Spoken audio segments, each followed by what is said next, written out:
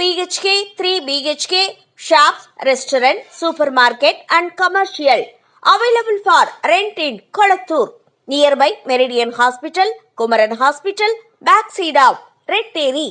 Please contact 9034555554. Kamal cinema கேரியரை 2 கட்டங்களாக பிரிக்கலாம். அதாவது விக்ரம் படம் ரிலீஸுக்கு பின் மற்றும் முன் என 2 பிரிவுகளாக வித்தியாசப்படுத்தலாம். சினிமாவில் கமலின் செகண்ட் இன்னிங்ஸை தூக்கி நிறுத்தியது லோகேஷ் கனகராஜின் விக்ரம் படம் தான் சொல்லணும். 200 கோடிகள் செலவில் எடுக்கப்பட்ட விக்ரம் படம் உலக அளவில் 560 கோடிகள் வசூலித்து கமலின் ராஜ்கமல் பிலிம்ஸ் தயாரிப்பு நிறுவனத்திற்கு கொள்ளை லாபம் பெற்றுக் கொடுத்ததுன்னா சொல்லணும். இந்த லாபத்தினால தன்னுடைய நிறுவனத்தை புதுப்பிச்சாரு கமல். நிறைய படங்கள் தயாரிக்கவும் அக்ரிமெண்ட் போட்டுள்ளார். லோகேஷின் இந்த படத்திற்கு முன் கமல் வாங்கிய சம்பளம் 70 கோடிகள் தான். இந்த படம் பிளாக் பஸ்டர் ஹிட் ஆன பிறகு கமல் தன்னுடைய சம்பளத்தை 120 கோடிகளாக மாற்றிவிட்டார். இப்பொழுது கதாபாத்திரத்திற்கு ஏற்ப 140 கோடிகளுக்கு மேல் வாங்குகிறார். பிரபாஸின் கல்கி படத்தில் வில்லனாக நடித்த அவரது சம்பளம் 150 கோடிகள்.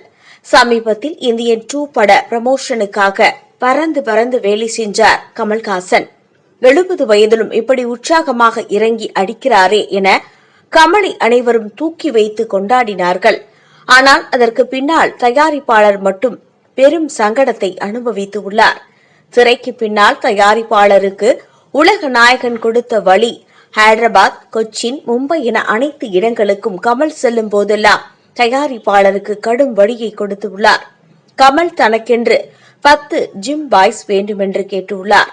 அவர்களை தான் செல்லும் இடத்திற்கு முன்னதாக அனுப்பி எல்லாத்தையும் சீர்படுத்திக் கொள்வாராம். அது மட்டுமின்றி எல்லா இடத்திற்கும் தனி விமானத்தில் தான் செல்வாராம்.